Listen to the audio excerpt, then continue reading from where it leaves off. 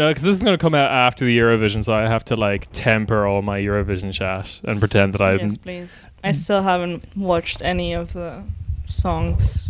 Well, like What half is of them it? are gone now. The semi-finals happened, so like 12 of them are gone. See, I didn't even know there were semi-finals. Oh my god. Yeah, I don't know You anything sweet about summer Eurovision. child. My parents forbade me when I was a child. No, because like Spain's good at it now. They've decided like they're going to take it seriously. And now But I they're... imagine the semi-finals thing is new, isn't it?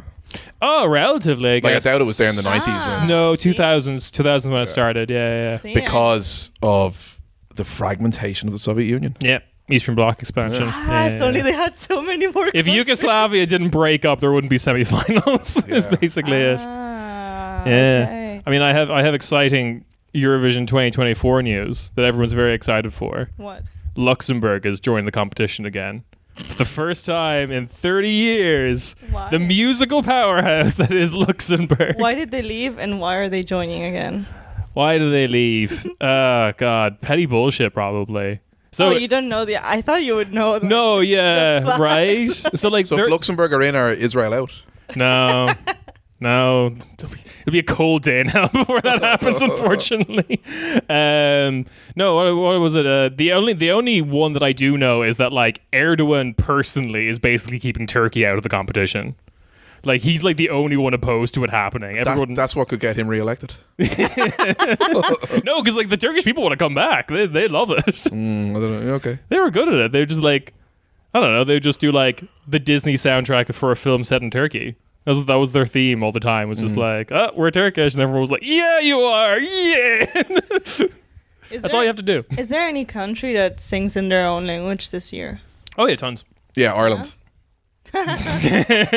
Controversial opinion. Oh my god! Did you see the drama with like the Ireland? Oh, your guy being like, Petty as fuck.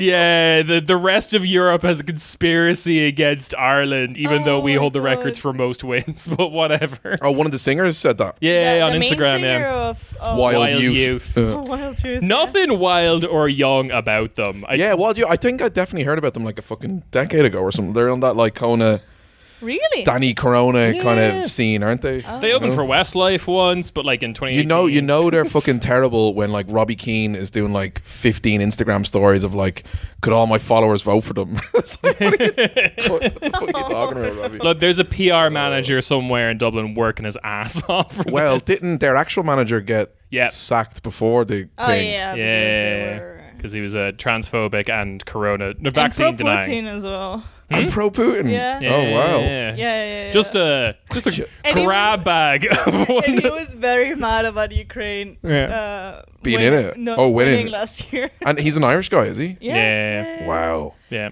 Yeah, and just like he was tweeting all this shit, and they fired him, which is like good. Yeah. But then it was so funny because they lost in the Semi-final one, the yeah. first semifinal. Yeah. Yeah. And he just posted like the main singer just posted a picture being like, the truth is they never gave Ireland a chance. Oh, so he's still on side with them. No, No, main the singer, not the main manager. singer, Oh. sorry. Yeah. And by day, was it like in So- brackets day? Double brackets day? What? Like, is this an anti-Semitic thing he's doing? Oh no. Well, I can understand what you're thinking. Yeah, the elders of Zion are stopping us from getting us to the final of the Eurovision.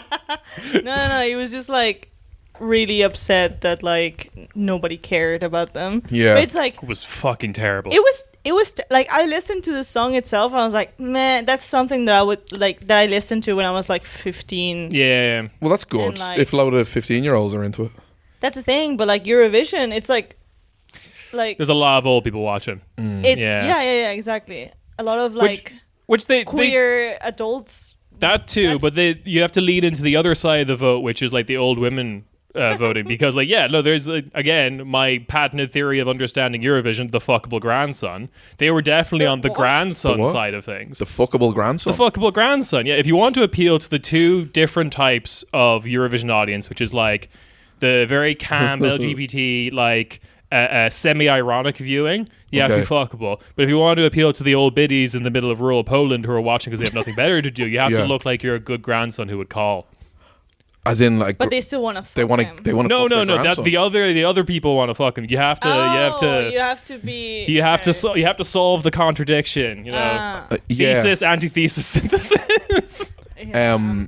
But can you be openly gay to the rural No, Polish grandmother? No. You're only allowed to be camp.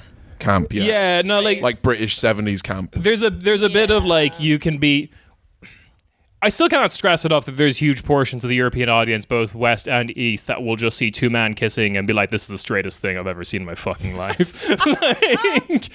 They just like do not pick up on any of the signals or anything. Well, yeah. Brezhnev went around kissing everyone open-mouthed, didn't he? Yeah, exactly. Yeah, like that. Yeah. They're all doing the Soviet kiss of friendship or whatever that was called. Yeah, no, but I saw a clip of Ireland's like It was bad. It was definitely. He was off key. Yes, he was. Yeah, Very off key. And then the stage, like, it was just like It was bad. that's the thing. I felt. Well, like I didn't hear it, but they went kind of glam rock, didn't they? Visually, glam rock, but not- still like the song was very like. Westlife. It was very kind of like Irish 90s pop band. Okay, Like, yeah. Like, boy did you band. Which seems to be every Irish fucking Eurovision song, doesn't it? Yeah, because we do last year was horrible. as awful, well. awful. Can't Yeah. remember that. The Ireland. It was a girl, and Ireland is becoming like what Britain was in the competition for ages, which is like, oh, we're so above this. Or I was like, okay, why can't you win then? Shut up. But like, we kind of are above it, you know? Like, we were winning it when we were, you know, We were winning poor it with, and stuff. No, we were And winning. now, you know, we're, you know, corporation tax, Google, Facebook. No. The Don't need that shit. That's the myth, but no, we were winning it back when they forced you to sing in one of the languages from your country.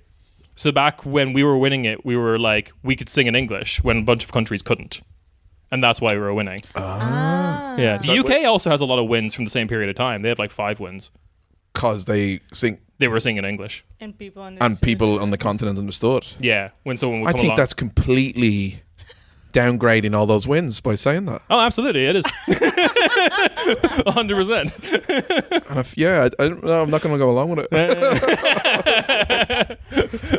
Didn't Spain used to win a lot as well? In, like, No, the no, you guys haven't like. 60s? Well, like When Franco was still alive. Franco rigged it once. Oh, he did? Yeah, which is a whole story for another day. Pretends to be shocked. Yeah, but no, you guys are like. You came third last year. That was like the first time in like 25 yeah. years. 25. Yeah. So you like, and it's all because of Because she Benidorm. was hot as fuck. Oh, she was, yeah.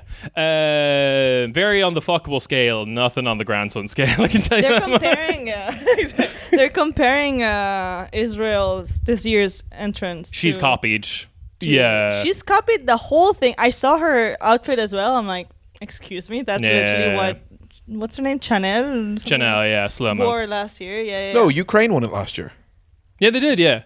Why are you saying Spain won it? No, Spain came third. wore. Oh, third. Yeah. Third. Yeah. God. But like, because that's the conspiracy theory amongst the manager as well, that if it wasn't for like the Ukraine solidarity vote, Spain would have won. Yeah. Yeah. But like, of course, there's going to be a Ukraine solidarity vote. Yeah. Yeah, of course. It's not really a conspiracy No, theory. no, like- you know? Turns out actually lots What of this people. war-torn country needs is to host the Eurovision. Let's vote for them. you It know? actually turns out lots of people don't like war. Shit, crazy. No, but fucking nuts. back then when the Eurovision was on, when Ukraine won it, everyone was loving war. Now it's just a year on, we've realised that Yeah. everyone else has realised that maybe. I don't think the Eurovision audience was loving war. They were loving. I don't think it's not exclusively like journalists for the Washington Post who are Yeah. voting. Like, although what a competition that would be. Oh my god.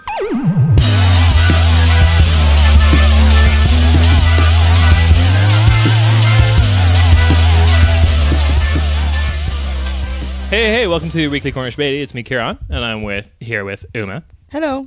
And we're joined by special guest, Kevin. How you doing? Hey, how's it going? That's good. Thanks for flying me in and putting me up for 3 days. Absolutely. Yeah. How big is this budget? It goes forever, as we've been contracted by, I don't know, CIA, Habsburgs. I can't remember what the most recent joke is, where all the money comes the from. Kremlin. The always, Kremlin, yeah, sure, yeah. The Kremlin definitely don't have enough money to be.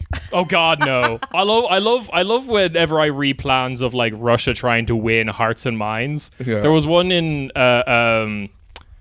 My general theory is the dumber the plan sounds, the more real it is, because they're just like not good at trying to win people's hearts and minds.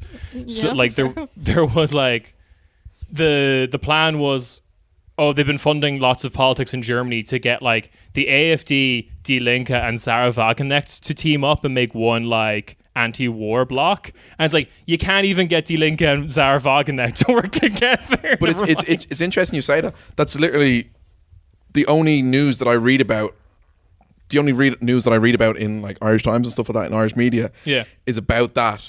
Yeah. Like the only German news, all the opinion columns and stuff is like the far left and the far right are being pushed together by Kremlin. Yeah. And then, you know, I'm obviously going to be skeptical and unbelieving of this, and then I read like fucking 20 opinion columns, and then my brain is like, oh, maybe this is happening. You know, like I believe That's how they get you. yeah. I believe there's someone's like someone's nephew in the Kremlin has been like given this task. Whether it will actually manifest and Kremlin work. Greg. Yeah, Kremlin Greg. Gregovidir Gregovich. Yeah, no, like he's been given this task, and it's just not going to work. But like, yeah, those things. Like the one they exposed in America. They were funding Yes California, the movement for like Californian succession. That like, Are you serious? That's a thing? exactly. This is what Russia was like. We're all chips on this, baby. This is how we get rid of the USA. Oh my God.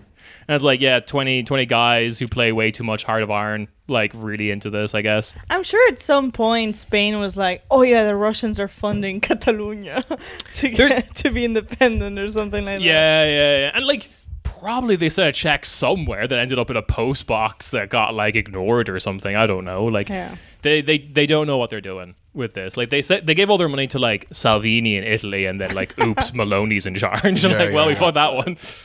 So anyway, speaking of former Soviet Union, I guess I'm gonna make this. I'm gonna weave it together. The way, the way you Hang connect things. on. Let me cook here.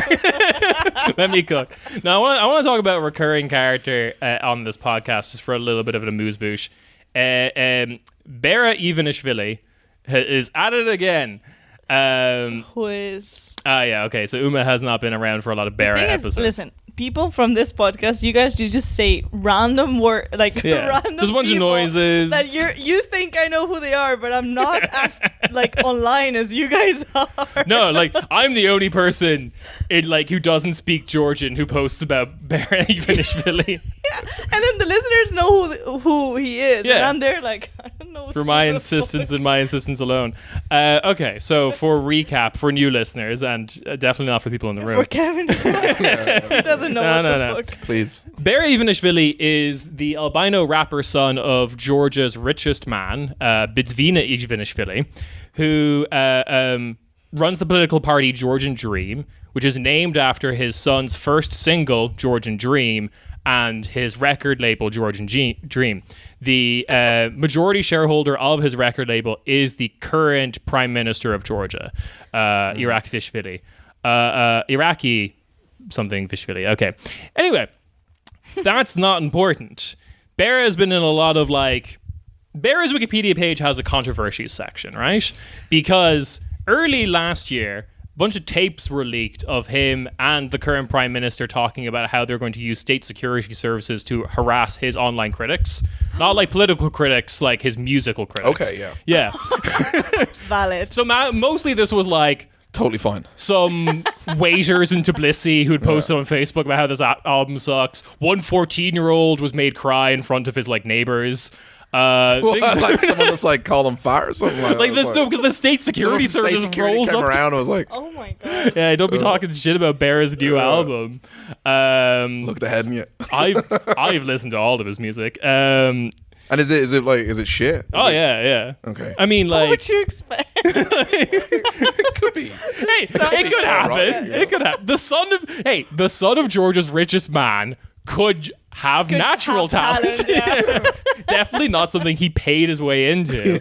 Yeah, but like there's enough good post-production around now that you can make it But yeah, probably like decent. you okay, know? yeah, it's serviceable. Run it through AI or fucking... If you heard it on the radio, it wouldn't be like this doesn't belong on the radio. Yeah, radio's terrible. Sure.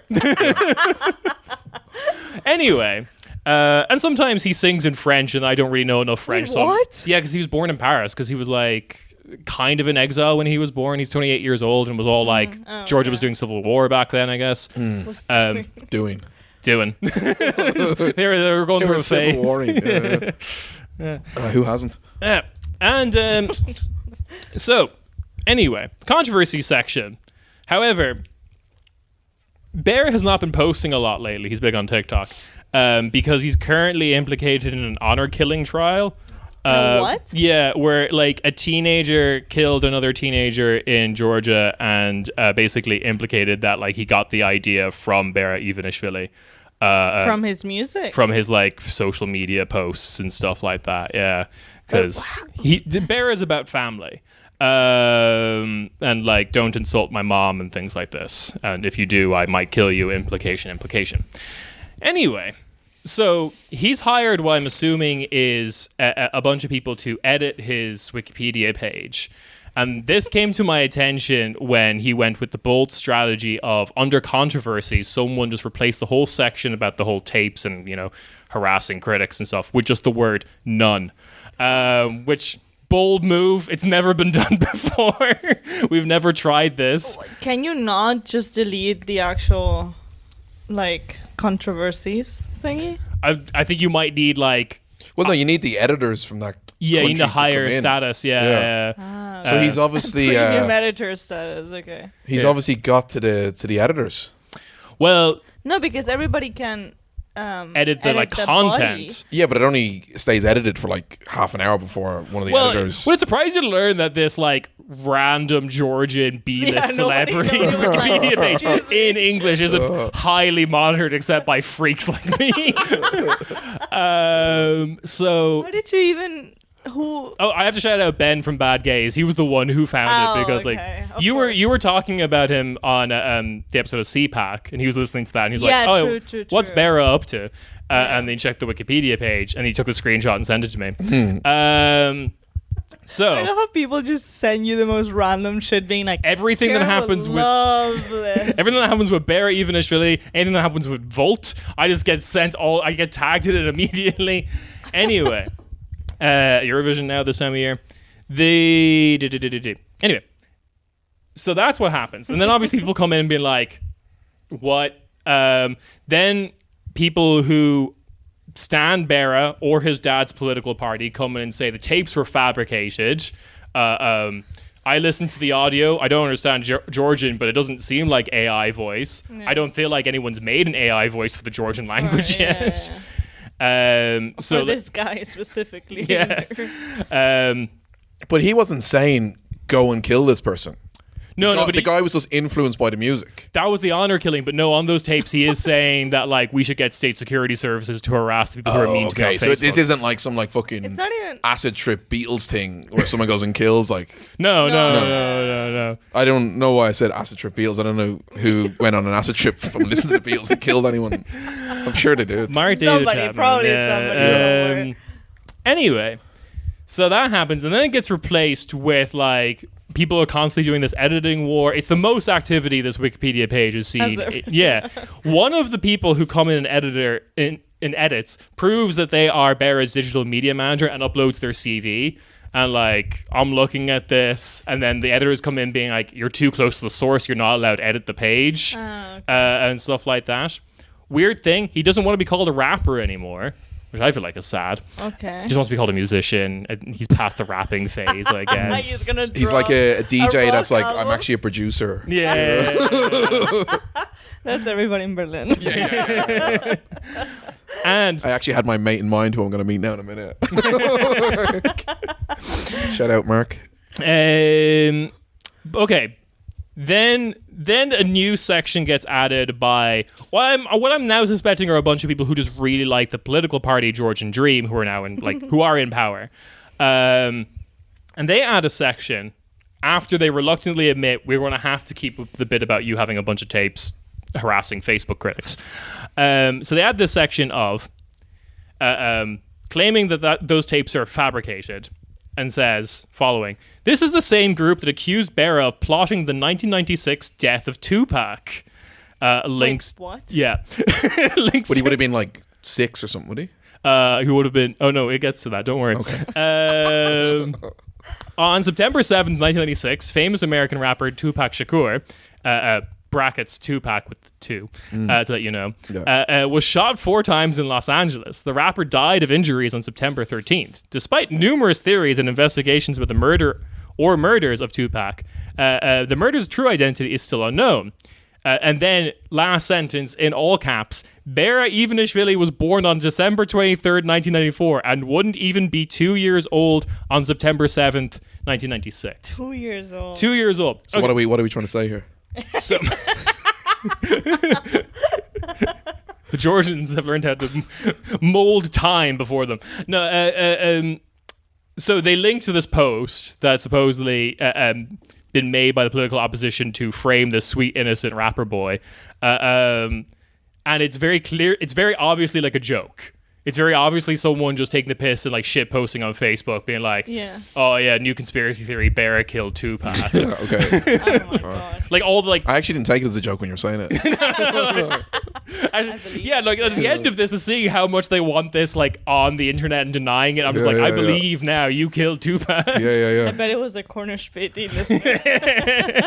Yeah, like all the reacts on the like, because it's on Facebook, all the reacts with the laughing faces and stuff. Everyone clearly gets it's a joke. There's no proof that like it was done by political opposition. Yeah.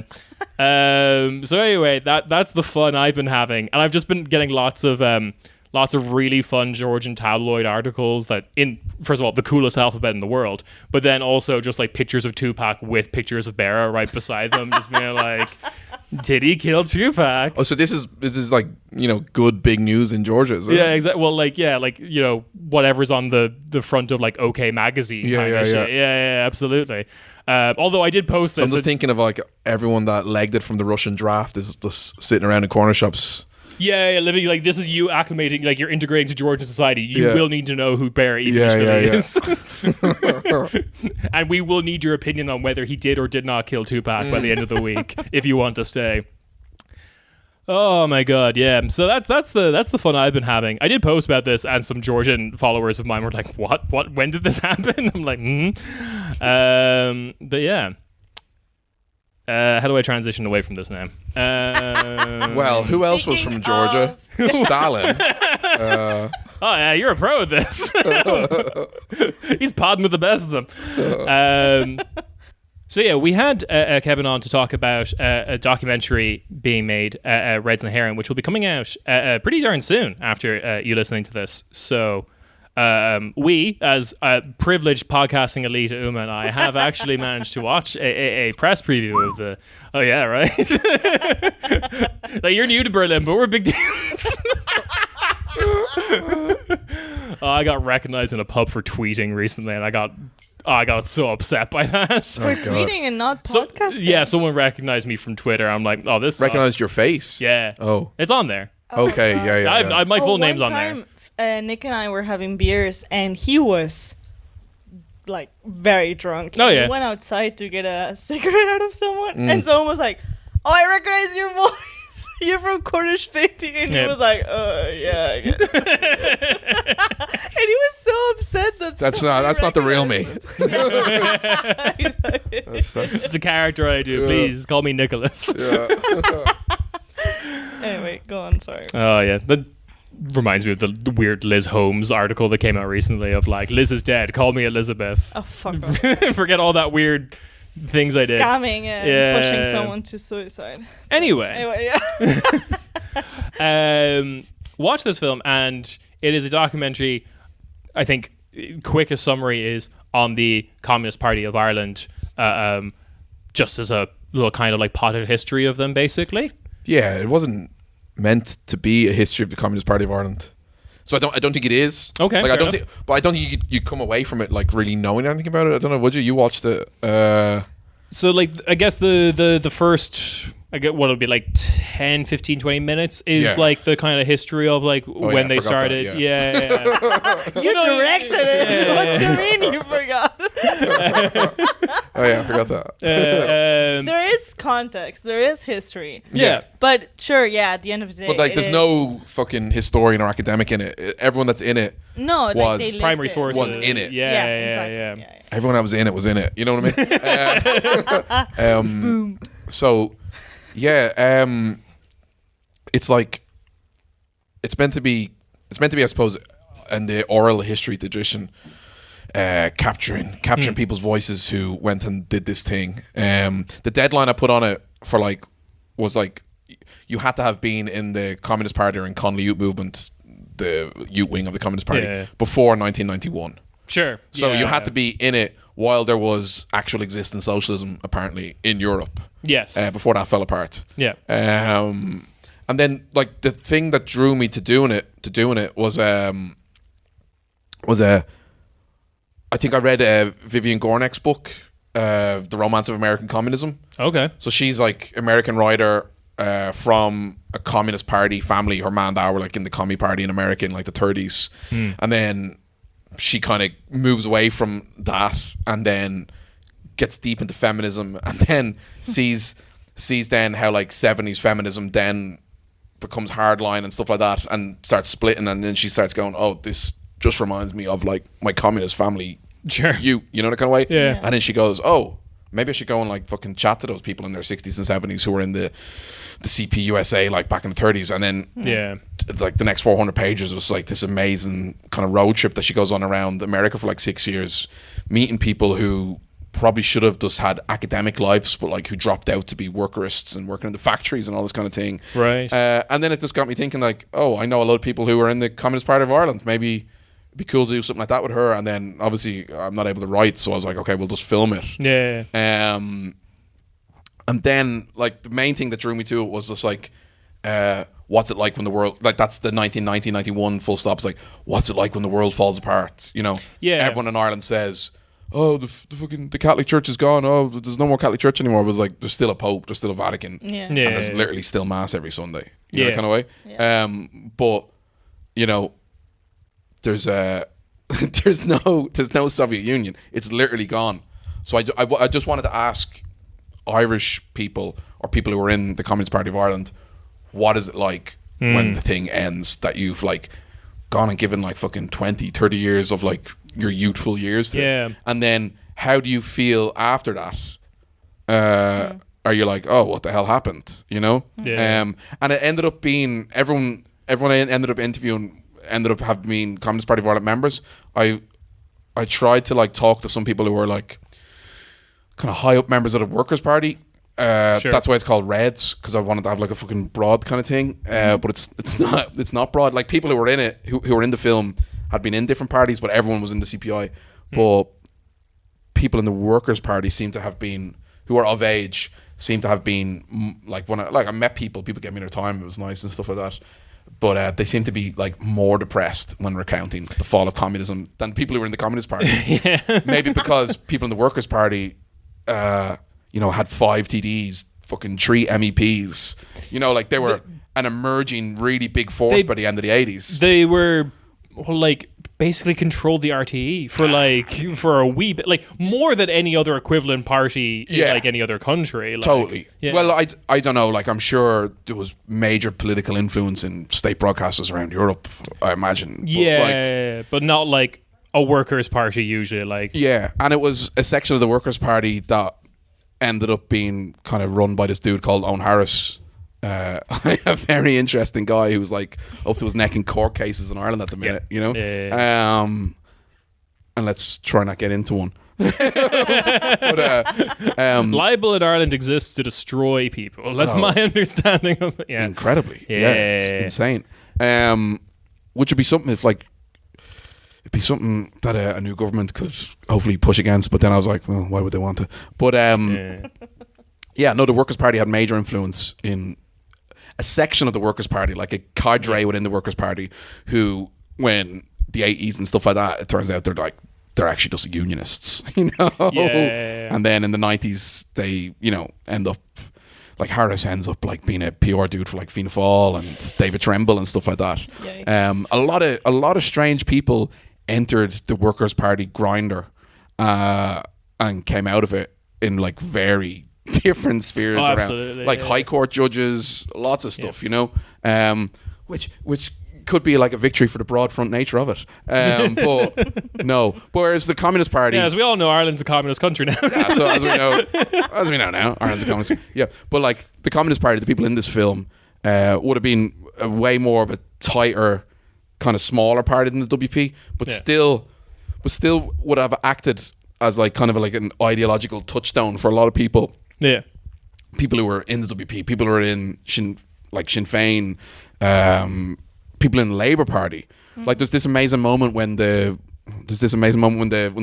red flag comes down over the Kremlin, and then the next night, like Mick O'Riordan and others from the CPI go and hang a big banner outside Conley Books, which is still there in Temple Bar, and it's like our flag stays red. Yeah.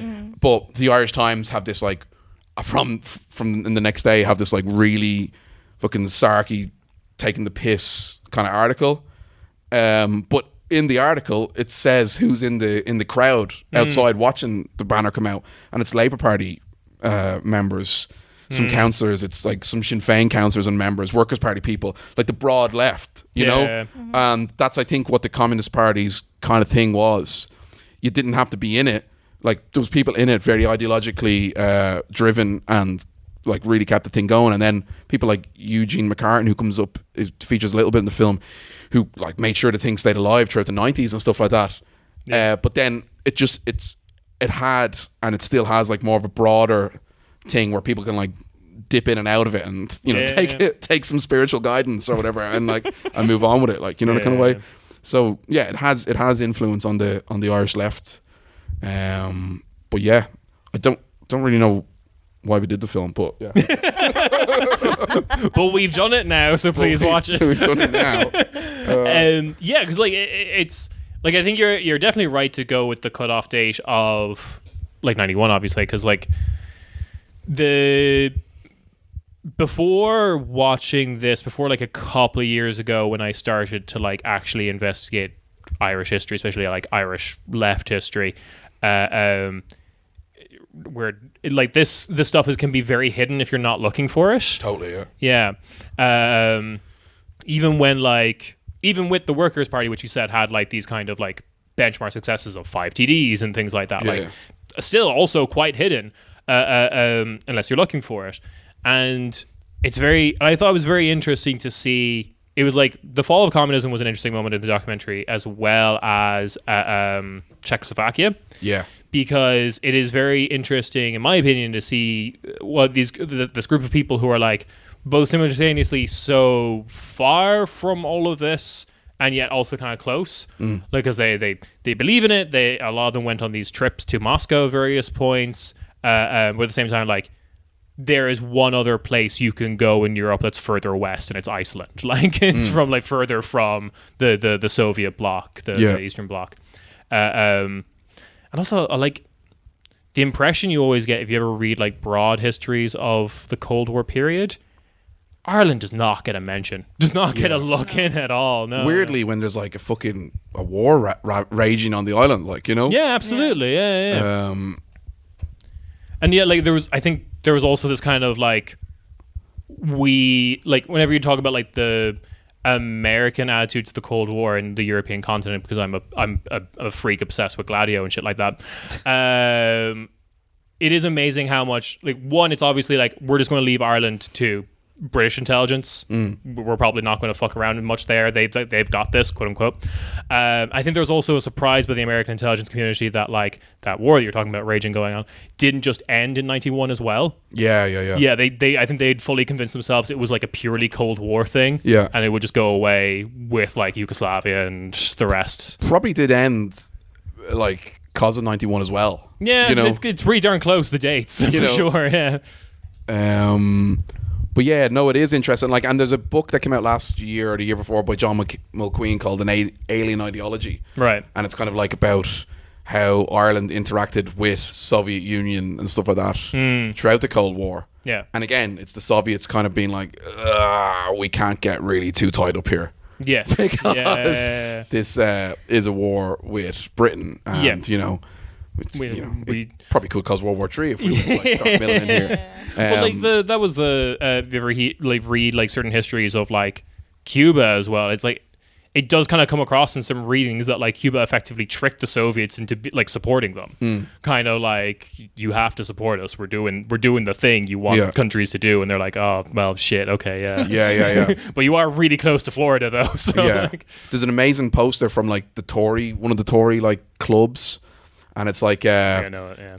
Ireland, the next Cuba. The UK, like Britain's Cuba. Britain's Cuba. And you're like, yes, please. And it's just the island of Ireland, the island of Britain, and then just like a big red arrow coming from Ireland into Wales. Yeah. How do we make this happen? I would have loved to have, like, the poster's so iconic. Yeah. What's the meme of just like, I want to live in the world of a conservative's brain? Like what they think is going on. Yeah. It's probably a meeting that took place once, but like I would love to have heard what they were saying, you know? Yeah. Because and then obviously another good reason to do the cutoff date is even before I started reading about all this kind of stuff, the CYM is still relatively like a big organization in like what you would broadly call the Irish left, like people who would just have a passing glance of Ireland, like from the UK or US. If they're really interested in like international left, they probably know People Before Profit and CYM as like the two things in Ireland. There's obviously more, but like that's the thing they would know. Oh, okay. I wouldn't have known. People would have known CYM. Really? Yeah. As a That's thing. what, like, when I got introduced into Irish Twitter, that was one of the first, like, organizations, I guess, that I knew existed. Okay. Leftist organizations. Yeah. Yeah. Like it's probably just like most of my, like, so many of my mutuals are actually in CYM. Yeah. And then I thought, Nearly everyone like, I know what if, because I thought I would be studying in Ireland more than 3 months, so I was like, oh, what if I joined CYM? Yeah. And then I discovered that actually some leftist people think that the CYM people are very annoying. Yeah. Story of the left throughout history, exactly. though. Like, oh. Why do they think they're annoying? I think it's just like because they know individual people that are annoying. Not because like CYM as a organization. It's not like is you magically annoying. join and you become insufferable. It's Yeah, just like, I know exactly. one insufferable guy who's in it. Yeah. What was his like a lot like name names. This is the other problem you get of why I'm so glad to be in Germany. Ireland is too small. Like it is literally like the kind of stereotype like of we all don't know each other. I've been here for 5 years and like, oh shit, we probably do all know each other. Like I've encountered. Well, I got off the train in Ostbahnhof there about like 2 hours ago. Yeah. And I, in the distance, I seen a guy from Dublin. Yeah. And I was like, for fuck's sake. There is So I had to duck down a stairwell and get around him. Like, there is nearly as I many. could have just said hello to What's the his dude. name? Yeah. Shout out to you. There's nearly as many people in the city as there is in the fucking 26 counties. Like, so it's a whole thing. But Irish-German friendships or link-ups have always like ended really well. So hopefully this does too, you know? yeah. Anyway. I'm reading about like Otto Skorzeny and his like holiday house in like yeah, and the G2 and like partying with Charlie Haughey and stuff, you know? Yeah, but like the G2 just like stalking him the entire time though. Like Does he where does he end up after Ireland? He gets out of Ireland, does he? He never officially resides there. He's just like doing very long holidays. You're right. Because he wasn't legally allowed to reside there. Madrid, Spain. Okay. Franco is Spain. Yeah, of course. Of course. Yeah. and if he lived, he like died like a couple of months before Franco did. If he lived any longer, it'd be South Africa or Rhodesia afterwards. Yeah, absolutely. I was gonna say, yeah, he was going on that trajectory, you know. Like, but anyway, how do we get here? No idea. So I guess before getting into more meta topics, I guess, of like how documentary is made, I'm just going to do the roundtable of some cool shit I saw in this movie. Because we here at Cornish Späti Heavy Industries GmbH would like you to actually go and watch this on TJ Cahart when it comes out. We will post about links when it is available for and like that's the thing, I'm really happy with it, that you can watch it outside of Ireland on the player. It's amazing. That's pretty cool. I've done stuff for RTE and it's, you know, you can't have to be sending people Vimeo links, you know. It's because it's in Irish. It's TG Carr, yeah. Because they're the better Catalan about that. TV, also, I can watch everything. Yeah. Like, Okay. I literally downloaded the app on my, on the smart TV, and, like, whenever I'm homesick or whatever, I just, like, put on Yeah. the Catalan TV. You're a minority language, and it's best practice just be like, let everyone Just watch let this. them. Yeah, exactly. They're just like, whoever wants to watch us, we're absolutely. here. Like, I also think like you're saying about Catalan, but like just because like I watch Succession with subtitles on, so like the idea of watching like foreign language thing now isn't as scary as it used to be ages ago. Yeah. Because you just fucking watch your own language in subtitles. Yeah. So please watch this film. It's in Irish, but like the subtitles. And I texted him. Yeah, you didn't realize it was in Irish. I didn't realize it was in Irish. Yeah. Oh, okay. Like, because When they were started speaking, you were like, "Is this?" Yeah, no, Just like I a don't really know. heavy I That's wasn't- really common. I wasn't really thinking, Okay. like, because I'm already in like foreign language mode in my head. Yeah. Obviously, English is not my first language. Yeah. So I was just like, oh, there's subtitles, and I just started reading the subtitles, and I didn't like. Oh, you didn't hear the process Irish? that- Okay. That what I Okay. was hearing wasn't English, Yeah. and then I was like, oh, they're saying Agus. Agus is Irish. Oh, yeah, okay. Yeah. And I texted Karen like, it took me way too long to see that, to hear that they were speaking Irish. Yeah, no, that does happen as well because I think a lot of people, even if you have decent English, you do not encounter the Irish accent, and I think a lot of non-natives will psych themselves up into being like, "This is going to be impossible to understand." So when they encounter something that's impossible to understand, it's like, "Whoa, this accent is heavy." Like, Yeah, it felt like watching like Dairy Girls. So I was like, Yeah. oh, Okay. it's just a thick accent. And I was like, oh no, it's actually Irish. It's a different Never mind, it's a language. different- yeah, it's pretty common. It is in Irish, which I also appreciate, and Yeah, that's pretty cool. I need to get better at. Yeah, same. And like the TG Carter commissioner on it, Moira, she was like commissioner of on Colin Kuhn as well. So it's like, Oh yeah. this has got a little bit of Oscar stardust on it. No, they didn't get an Oscar in the end, did they? So No. No, but it but was it's still nominated. nominated. Yeah, that's something. yeah, no, this absolutely. film was still nominated. Yeah, cool. Yeah. Wait, we're all one of the things that was genuinely very surprising. I did not know because I had read it before. Is No, I that- think you were going to say the cool bits of the film. yeah. Okay. Yeah, cool bit. Yeah, cool bit. You're like, please tell me Fucking- my can you do film the- is cool. Can you do the Okay, fucking- okay. Yeah. First cool bit. If we're going in chronological order. Oh, opening, stop, please. Opening shot's really cool. Yeah. I was like, oh, it's. I was literally just going like, yeah, this is just like every Irish suburb. What the fuck's happening? It's just like, oh, big Lenin statue. Sick. Yeah.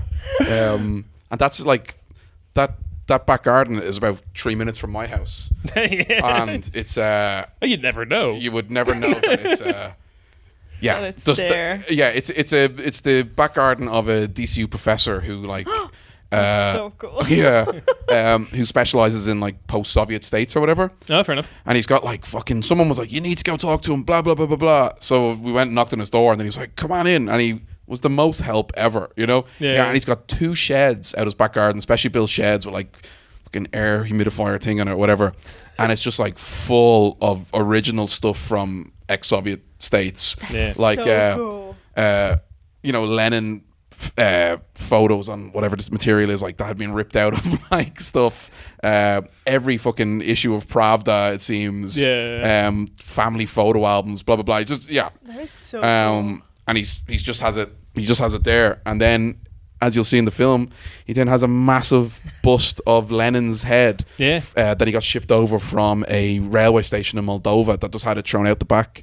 Yeah. And he was in Moldova and he seen it one day, and then he was like, well, "Can I have that?" And then he just literally organized a dude with a van and he drove Yeah. it back to Ireland. Oh my god. Yeah, like that's the so cool. he was like the one good guy doing the fire sale of Eastern Europe, like, Yeah, in the 90s. Yeah. Yeah, fair enough. The yang to Abramovich's yin or something like that. Exactly. Yeah. Yeah. So then the other one of the other things is like it like very well researched film. I had a great time. One of the things that was genuinely surprising to me was the finding out that it was the CPI who did the Irish translation of the Communist Manifesto. Ono Muraku in particular. Yeah. What does he say? Like he he was like reading it in Welsh, or he saw it was in Welsh one day, and he was like, Yeah. why the fuck would the Welsh If have it's it? in fucking Welsh, it could be fucking Irish. Oh, absolutely! I'm all about that shit now. Especially that my daughter is like very unrelated but kind of related. My daughter's watching cartoons, and then like there's one cartoon on Netflix that is Irish made and has Irish accents, and I'm just like, yes, absolutely. Puffin Rock, is it? Puffin Rock, Yeah. absolutely. Puffin Rock. Yeah! Fucking throwing chairs across the room for Puffin Rock. Great show. Una, Baba, I love you. Shout out to them. No, but like then I found out by looking at the like Wikipedia page for it that it has been dubbed into Welsh but not Irish. Puffin Rock. Yeah. That makes no sense. It's not been dubbed into Irish. Yeah. Well, the Welsh actually, speak their language and do it There well. is more Welsh speakers, absolutely. Yeah. Really? Yeah. I would have thought there's more Irish speakers. No, No, it's more of a living language in Wales, in that like there's actual big areas and stuff like that speaking it, and kids go to school and learn it joyfully and stuff. it's and the Welsh football team qualifying for Euros and World Cup seems to have been like a center point where people have like put their progressive nationalism onto it, and all the chants in the football stadium now are in Welsh, and Oh, okay. yeah. So it's the church mostly. The Anglican Church was a bit more chill about like Okay. doing things in the vernacular. There's also where like Which is what you want, though, right? Like, no, the Pope wanted English-speaking missionaries, so he was kind of like, if we're not going to do it in Latin, we're going to do it in English because we need Jews to go into like Africa and the New World and shit to make people Catholic. Is it not also that like There's lots of other reasons. yeah, but you can be like I always think this about Welsh all the time. It's like it must be hard. Like I find it hard. I don't find it hard.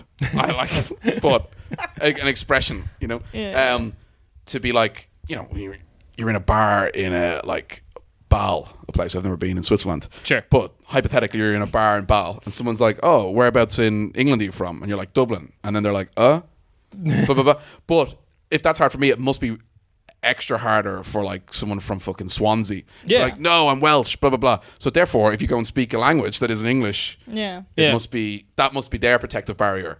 No, but yeah, that's the story of like when England and Scotland merged, it became the United Kingdom. When England annexed Wales, it became the Kingdom of England. They didn't. It was like, this is part of England now. So fuck it. This is a bit off topic, but I was once here in Berlin in an Irish pub, and this guy like started talking to me. And I was like, okay, where are you from? And he's like, oh, I'm from Wales. I'm like, oh, cool. Like, do you speak Welsh? And he started talking shit about like Wales and Welsh and like stuff like that. Yeah. And then he was like, yeah, I'm here with my mates. And I like turn around and they all look like the same haircut as well. And I'm like, oh, Class on okay, tour. cool. No, he was like, oh yeah, we're in the army. Oh, yeah. and not the Free Welsh Army. No, like, not the British- cool army, yeah. the bad army. I don't think they And I was pay like, as well these days. Yeah. Yeah, I was like, oh, the British army. And he's like, yeah. I'm like, are you not embarrassed? Like, you're Welsh? He's like, what? And he got like super defensive. In an Irish pub. I was really drunk, obviously. I wouldn't have been like, what the fuck, dude? Yeah. Yeah. I wasn't drunk. So I started learning Irish again when I lived in Scotland for a couple of years, and in Scotland it's a magical power because then it's just like I can understand a bunch of the like words you guys have that you don't even understand. Like for example, we Like places. like Like no like places. even smaller things like that. Like there's a part of Edinburgh called Cowsgate, and then one day after work, everyone was just like, "Let's go to this pub. It's called Bow," and I'm like, "Cool, all right." Like, yeah. He's like, "I don't even know why it's called Bow." I was like, "It's the word Cow. for cow." Yeah. This is Cowsgate. So like, yeah. And they're like, "Oh, hey." Cowsgate, where Connolly is born, Exactly. Yeah. who was executed on this day. Yeah. How Oh many my years ago? god. That's true. Wow, it's all coming. It's all coming together. It's all coming together. And all this is in the film. Yeah. Well, at the very start of the film, when you're talking about history, Roddy Connolly is kind of the guy that opens the film, James's son. And I was kind of thinking that like the next kind of project I see myself going down is kind of like the Roddy Connolly road. So Roddy Connolly is like fucking 12 in 1916 and fights in the GPO with his dad. All right. Wow. Then about like, well, maybe he's like 14 or something like that. He's still a child soldier by yeah. the Geneva, Yeah. Geneva Conventions, you know. But then he kind of legs it to St. Petersburg, and there's that photo where he meets Lenin and stuff. Oh, yeah, that's and then so it's like, cool. oh, Lenin has the Irish accent because he learned his English from a woman from Rathmines in London and stuff like that. But like, who the hell knows?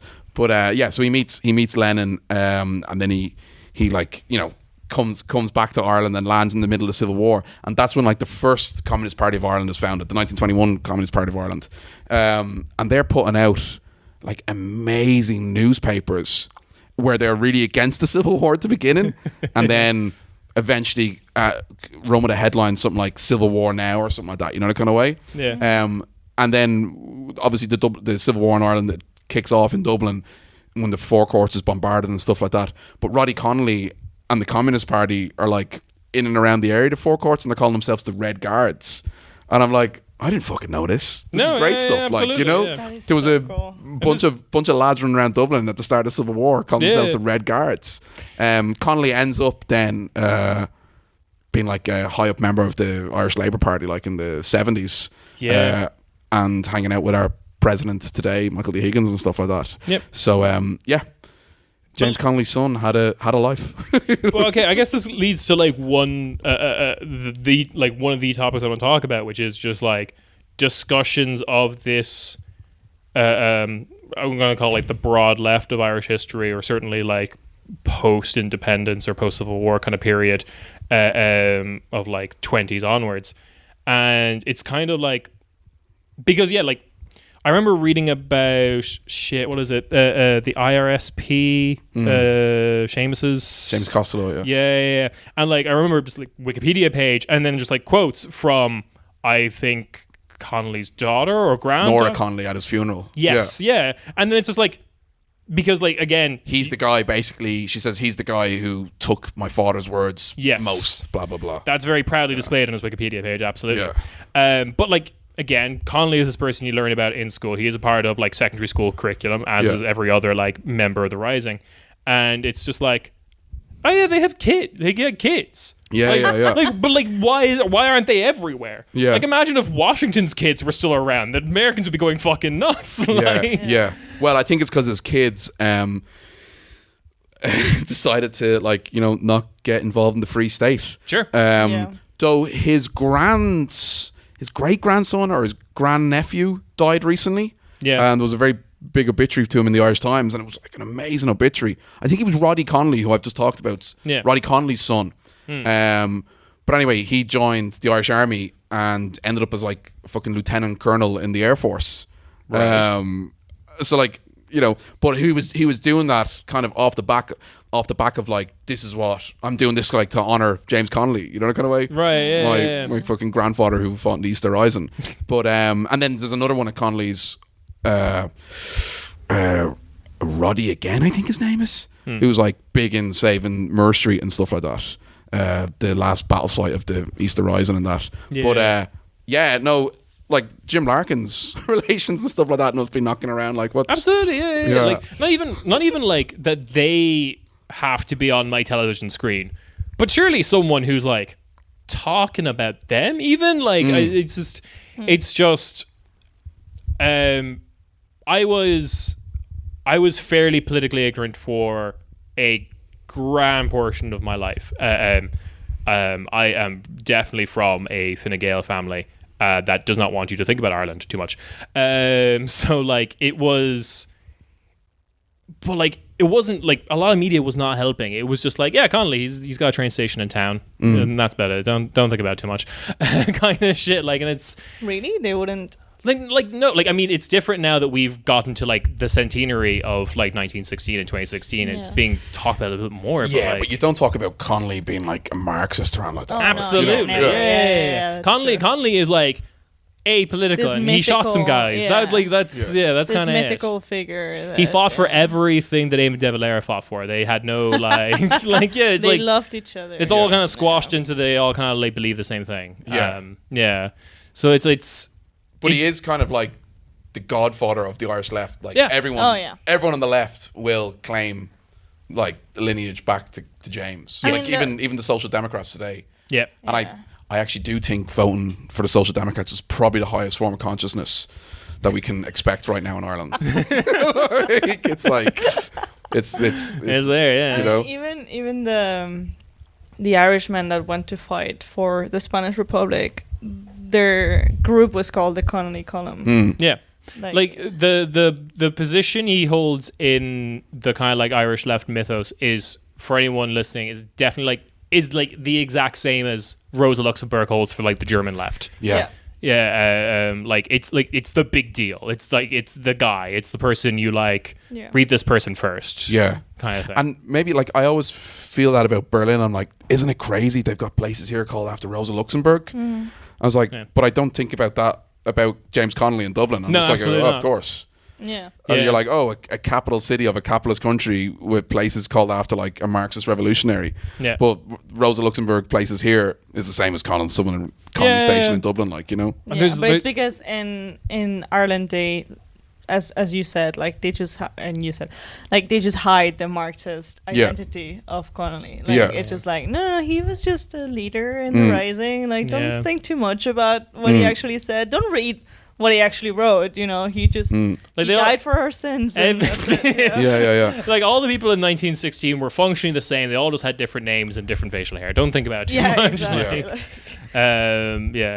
It's so it does kind of. Thank God. Now that you bring up God. Yeah. Thank God Connolly did go all in 1916.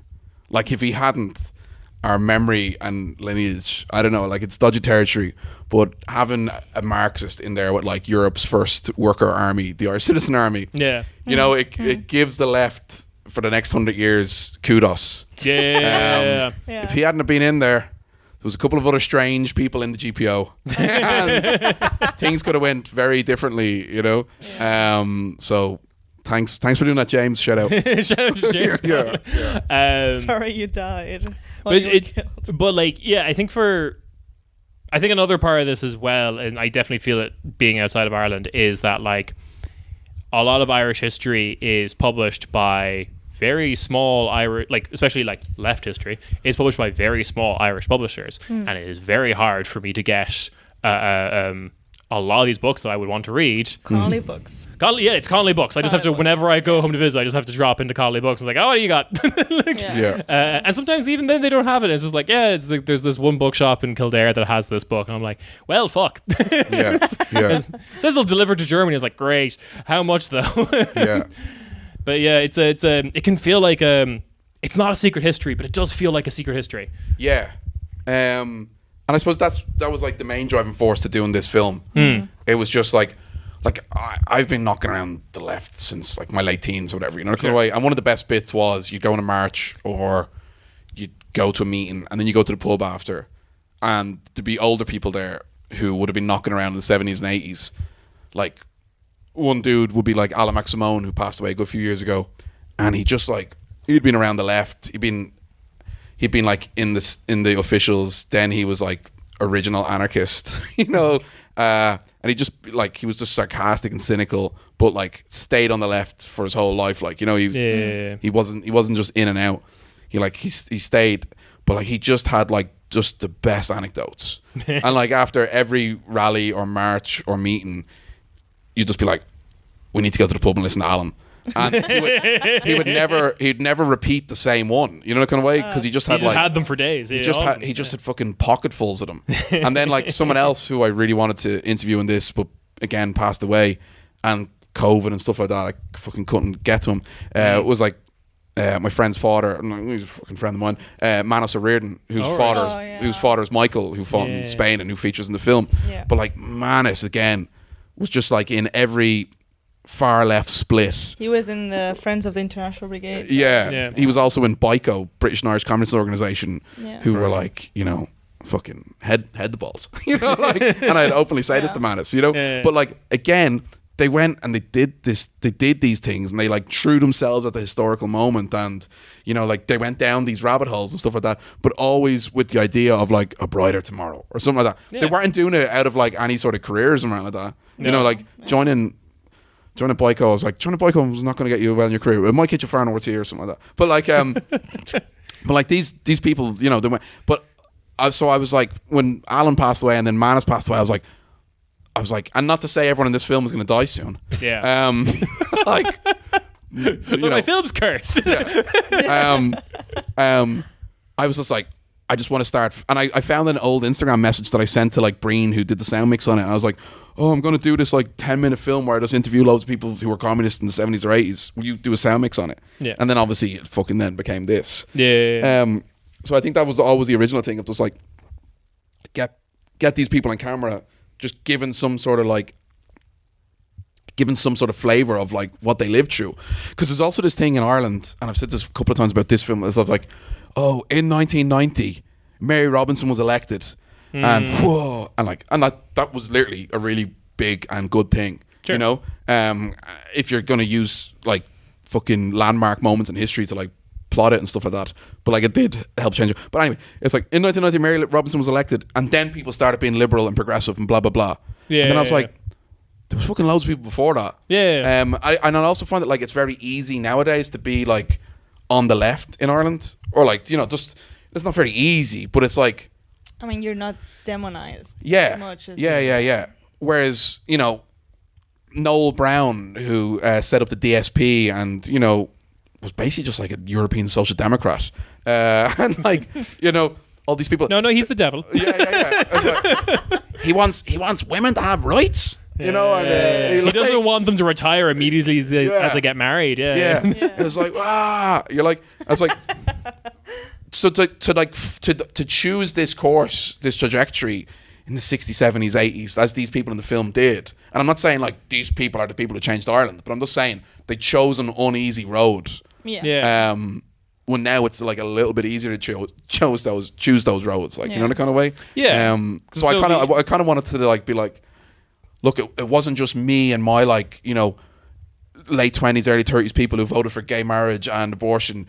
You know, we weren't the first people in Ireland who were, you know, no. you know, sound. You know, I'm not saying I'm sound, but like breaking news: Ireland is suddenly sound. Yeah.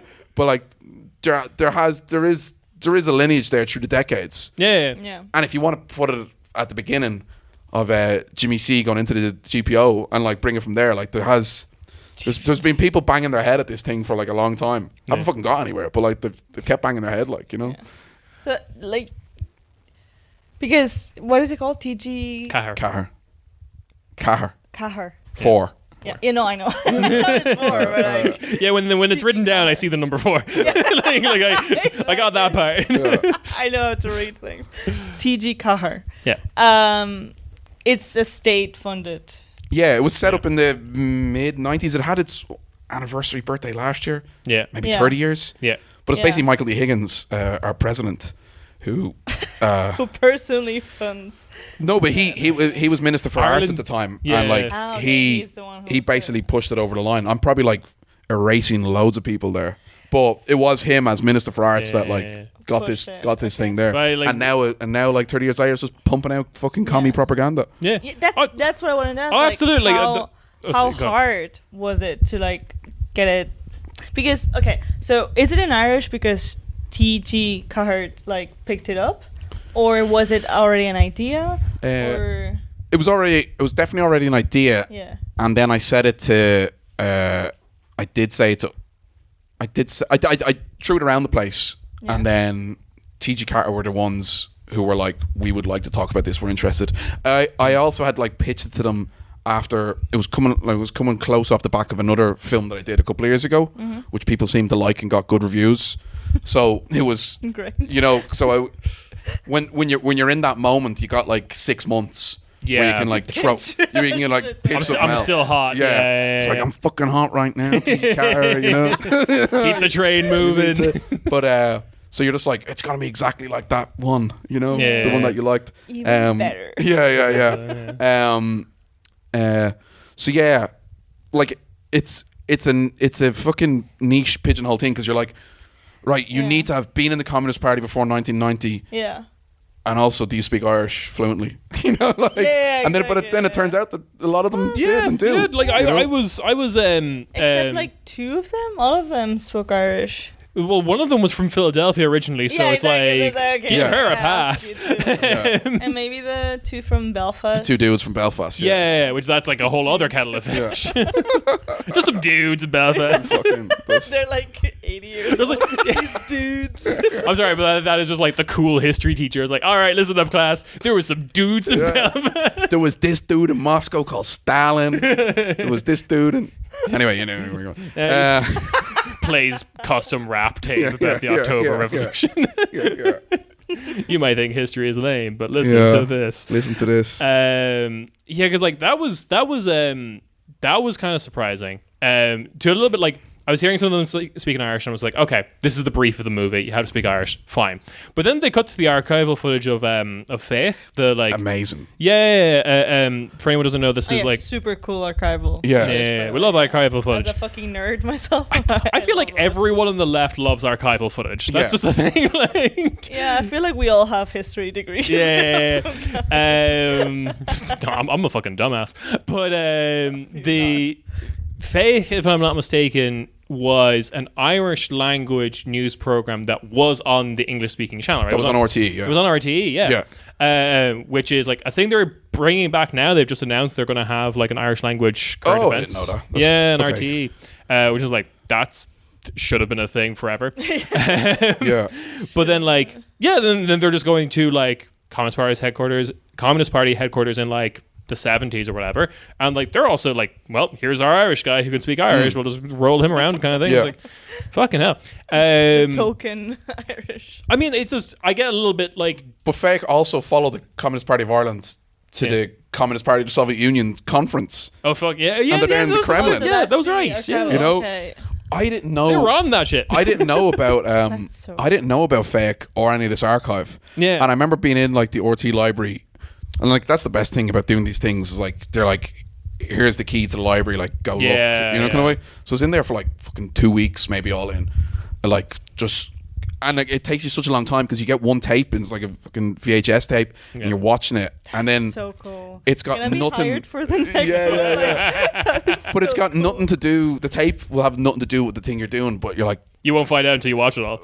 But also, but you're so interested. But you're also like, oh, this is fucking cool as fuck, and then you're watching it for ages, and then you're like, oh, the whole day's gone, and now I'm getting kicked out. But that's why you spend 2 weeks. Just watching shit. But the Fake stuff, when I came across that, I was like, how did I think I was going to make this film without this? Yeah, fair enough. What was I doing? You know, and then when I found it was like such a goldmine, and then I was also like, what the hell was going on in the 70s in RTE? That like it seemed as if like once every 4 weeks Fake were doing like a special on the Communist Party of Ireland. You know, so like obviously, you know it, you love it, we're doing it again. yeah and it's like, oh, conservative Ireland, blah blah blah blah blah. I was like, well, there's 2 channels in Ireland in the 70s, and one of them on a Tuesday night at 7:30 is pumping out like Irish language commie propaganda. And maybe the station chiefs were just like Irish, because you know, Irish language seems to be an island of itself in RTE. Like, you kind of like do stuff. And maybe that was the same thing with Fake. But like, I was really blown away with like what was going on there. There was also like a really amazing bit of archive, and it didn't make the film, where Mick O'Riordan, like Spanish Civil War veteran Mick O'Riordan, it was like brought on the news at like 6 or whatever. Yeah, like the day after, a couple of days after Yuri Andropov dies, and they're like, and now, Mick, how's this going to affect things over in Soviet Union? It's like, how's it going to affect things with your lot? yeah. What's going to go on there? Yeah. But I was like, I just wouldn't have expected that from, you know, this like conservative Ireland that you're told of, where the Catholic Church ruled with an iron fist. It kind of goes against the narrative of. It's like, if the rule was such, it did rule with an iron fist. We know that. Yeah. But like, it seems that now and again, like in this world that I was looking at, stuff seeped through into the mainstream. Like, and the Communist Party got a fair whack of telly coverage compared to their size and influence. Like, it's then again, maybe people are always just drawn to the different thing as well. Like, you know, the kind of way. I always get because I've had to explain it a lot to Germans mostly, but I guess like anyone outside of Ireland, about like the referendums that happened, because that made a lot of the international news, the like, same-sex marriage and the abortion referendums, and it's like, these referendums happen because they happen because a lot of like activist work and stuff, but like we didn't suddenly, like the campaign didn't make our opinions on this. Like we weren't like, homophobia didn't end when the vote, or like didn't begin and stop when that vote happened. It's like, no, like I always get the impression, especially when I read back a lot of this history, that like there was a lot of stuff under the surface. There was a lot of like progressive opinions and things like that were just like not given the time of day in the history books or whatever, and we're just kind of like told that like the Catholic Church controlled a lot of stuff, and they kind of wrote the history of like the 50s in Ireland. But one of the ones I found recently is there is an Irish language like book and tape, like Learn Irish from the 50s. I want to say it's like Bunta something or something like that. Buntas na hÉireann, yeah. Might be that, yeah. And the video companion and a TV show companion is just like women in miniskirts teaching you Irish. And I was like, this is not the image I had of Ireland in the 60s. That we just have like, we have like what looks like Austin Powers extras, like teaching you how to say like it's cold outside. Ciarán before the revolution. Yeah, it really is that. Like, and you're like, because it's the reason those photos do well on Reddit is just like it goes against people's understanding of what that country is or was, blah blah blah, and it's like in Ireland, like there's a thing called Reeling in the Years. You probably know it, Uma, from being there. Reeling in the Years. It's like it's basically like it's fucking really good. We got someone from the archival footage to just have a field day. yeah, but that's now everything that's in Reeling in the Years is what is everyone's history of Ireland in a kind of way. Yeah. So it's like a bombing, some football, and then a bit of Eurovision, and then like some social progress. Yeah. But there's also like a totally other Ireland as well that was going on in the 20th century. Absolutely. But yeah, when you kind of have it presented that way, it's just like Mary Robinson becomes president, and before that, we fucking hated women. Yeah. Every one of us. Yeah. Because when it's presented to you like that, it kind of makes it look like it was just it's white now, it was black before, or like and it's I suppose it's an easy thing to do as well with your brain, like just to decipher stuff down to that, like you know, the kind of way. I think also with Irish history in the 20th century, it's also like there was the IRA, and then there was like other stuff. Yeah, and it's like but there was also like fucking 6 IRAs. Like, or there was the Good Friday Agreement, and that was like the IRA and the Brits like shook hands, and that was it.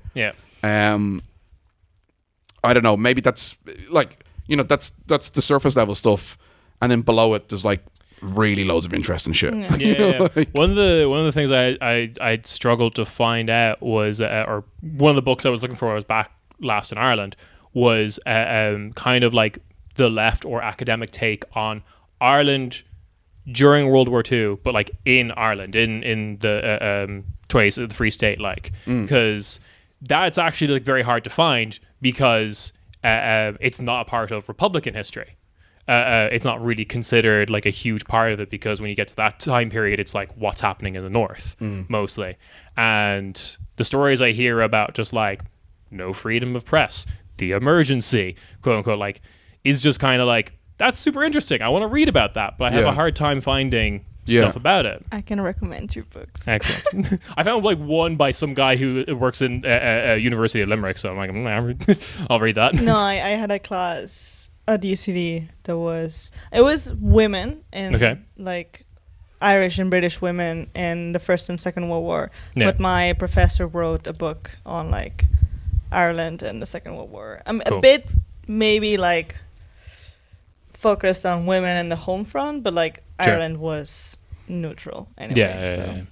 The internment camps in like the Curragh in the Second World War are really interesting. Because like you get like future leaders of the IRA and stuff in it. You have Mick O'Riordan, who just like pops up throughout 20th century Ireland, pops up throughout my film. He's in it. He's the coolest person ever. It's really just like any book, Command F, look for his name. And he actually, like when he went to Ebro in 1938, he crossed the river Ebro with a Catalan flag because he said that he wanted like the liberated Catalan people to see their flag. That was the first thing that he wanted them to see. And I was like, oh my God. Yeah, and like I suppose his record, you know, it stands for itself. And that, but even in this film, like he's such a presence throughout it. Like even when we're editing, we couldn't. He always like found himself into the edit. Like, you're like, again, Jesus Christ. And he's like the dominant Irish communist, like all the way up to his death. Like in his funeral, like Bertie Ahern is there, and you know, I suppose like this is a guy that's never been elected at all and stuff like that. Like, but you know, he had such a presence. And I think as like small and whatever the Communist Party of Ireland is, that's, as I was saying originally, like it does seem to then have this like cultural or whatever permeates thing, permeates that outweighs its actual membership or its size and stuff like that, like, you know, the kind of way. And then it all fell apart in 1991. Oh man, that's a lot of countries. That's a lot of things. With Manos. No, it's quality. Yeah. Yeah, and they like painted. It's like in the Ebro Museum. Yeah, it's just like they painted like a painting of hell yeah, Maker, like just carrying the Catalan flag, and then Manos went to see it.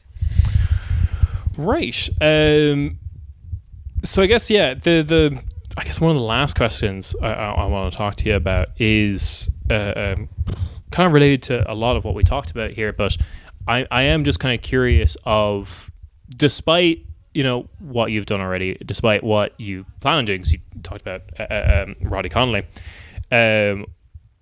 what other stories in like the Irish left do you feel like are just like not being told or not being like put out there to like on TV, basically? Connolly column. Like, you mean like from a historical thing, like, or just like from your kind of like perspective, because you've gone pretty deep in this now, and it's Well, I always think it's interesting that like the Irish Parliament, outside of any other parliament in, well, I was going to say Western Europe, but like anywhere in Europe, is constantly electing Trotskyites. Yeah. How is Trotskyism, and no one even talks about this in day to day, like, you know, how big Trotskyism, the ideology of Leon Trotsky, you know, how it defines Ireland. Yeah. But like the Parliament has been full of trots. Yeah. What's going on?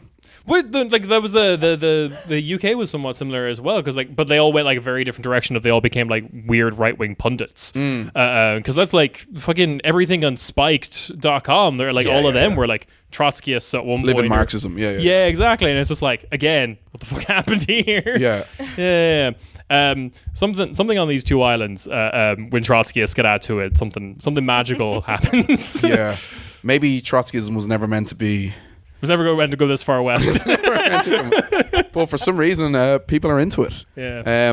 I don't know. Like the big thing I think is the Workers' Party. Scott Miller and Brian Hanley did an amazing, like an incredible book into it. It's kind of the book that they did a book called The Lost Revolution. Yes. Yeah. That's the 11 or 12 years ago. I was actually having coffee with Brian this morning before I got my plane. Oh, right. For my flex. Yeah, flex. Before I got my Kremlin funded jet over here by you guys. We funneled it through various Cayman Island post boxes. It's fine. But like I did a film years ago on Sean Garland, called The Man with the Hat, because that's the name that the CIA gave him. Oh, right. He was like head of the Workers' Party. He was born in Dublin in the 1950s. You know the song Sean South from Gary Owen? Yeah. It's actually wrong. It's Sean Garland from Dublin, it should be, because he's the guy that carried Sean South's dead body, blah, blah, blah.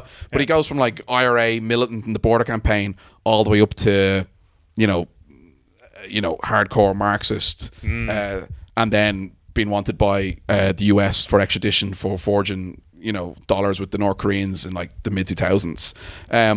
So like I did a film with him, like just interviewing him and letting him put his across. But he probably became the director of it by the end. You know, kind of way. I was like, oh, these people. This is how powerful of a personality these people are. You know, the kind of way.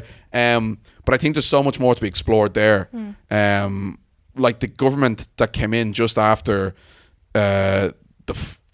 the economic crash in 2008, you know, the Fine Gael Labour Party government. Yes. The head of the Labour Party at that stage is Eamon Gilmore. Where did Eamon Gilmore come from? He came from the Workers' Party. Of course he did. You know? And where did Prunchis de Rossa come from? He came from the Workers' Party. And all the higher echelon of that incarnation of the Labour Party were from the Workers' Party, which was like a huge Marxist-Leninist party in Ireland in the 1980s. Yep. Who, you know, believed in all the good progressive stuff, but at the end of the day were like hardcore Marxist-Leninist. And again, when the book Lost Revolution came out, it was like, this is gonna everyone who was reading it's like, this is gonna fucking bring down the government, you know, LOL. Yeah. And it was like, Nah. no. It's like, no one give a fuck about No, it. no. You know, If you haven't been able to tell by Kevin's tone, Labour Party in Ireland is very far removed from these kind of ideals.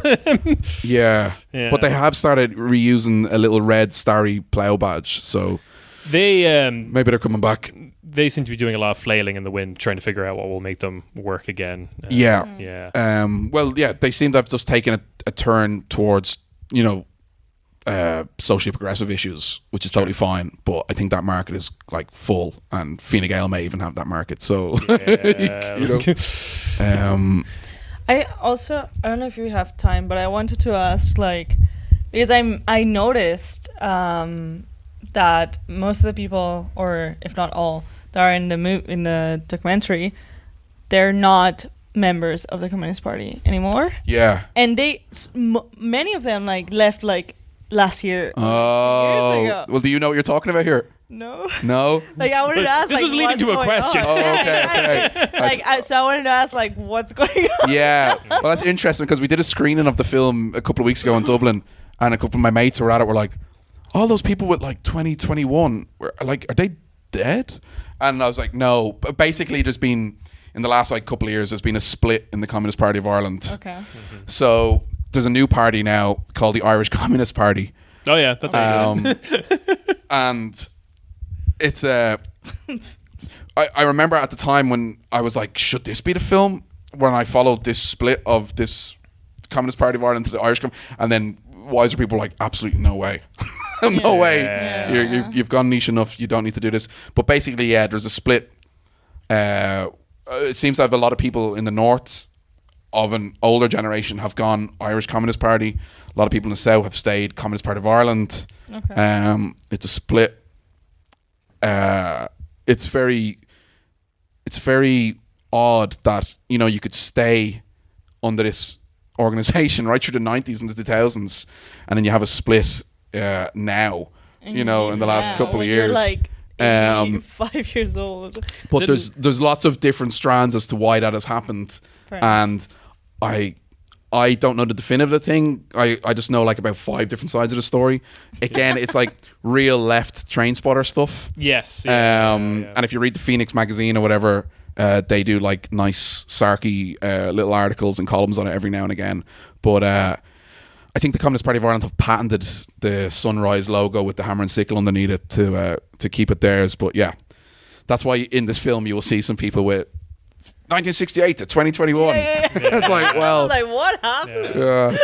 they left and formed the new Irish Communist Party. This is also when the CYM decoupled as well. Yes, it's related They to that did? thing. Yeah, they're still called Youth Yeah. Movement, but they're like technically independent now, right? Or- Yes. Yeah. And like at the recent May Day march, and the May Day march that we filmed for the film, the CYM Yeah. and the CPI and then another bit of the CYM are all marching differently and stuff like It's that. my attitude, like, yeah, because you're right. It's very like, leftist train spotting is a great term for it, because also the way I felt about hearing like all the stories and stuff was just like, I don't feel personally enriched from knowing this stuff now. Yes. Like it's not like it's not the feeling you get from reading like a good book or whatever. It's like No. I'm not sure what I would do with this information. Yeah. But yeah, so yeah. I was also wondering that question, and then I got remembered. I was kind of like, oh, maybe people retire from party membership. Maybe the pension's so shit you can't make dues anymore or whatever. Maybe the next doc is on the Irish Communist Party. Yeah, there you 2021 Jesus. to present. Dargana of Ireland. But look, fair play to them. These are people who have been going at it and have stuck to their guns, literally and unliterally, for quite many decades. How about that? Yeah, like I'm like really lazy and tired all the time, and I'm like, to be in your 70s, to be splitting away from a party to form a new party, I'm like, that's fucking brilliant. Yeah. It's not exactly what I envisioned myself doing in my 70s. So it's just No. like, I feel like if I have a strong opinion about anything in my 70s, I'm just like, nah, put me away. Yeah, no, I find it hard to have I really find it hard to have an opinion about things now. Yeah, absolutely. I'm assuming I'm going to be more tired when I'm 70. Yeah. Yeah. Like, I like even football teams I support. I'm like, oh, No.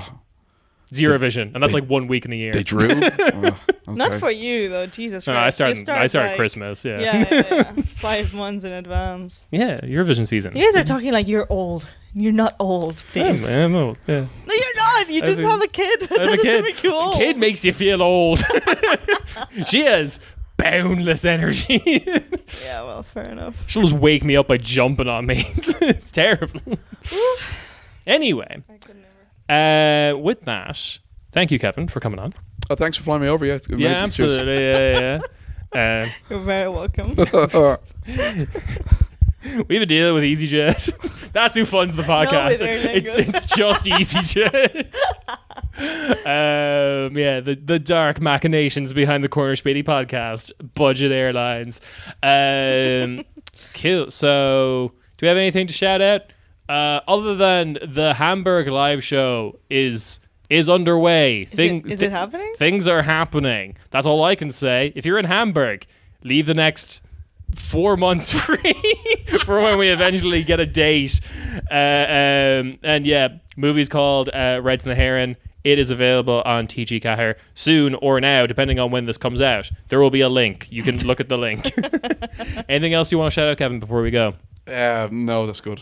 Thanks, All right. thanks for the beers. It's all good. Yeah. Yeah. All right, and we will see you on the bonus feed. Ciao, ciao. Bye bye.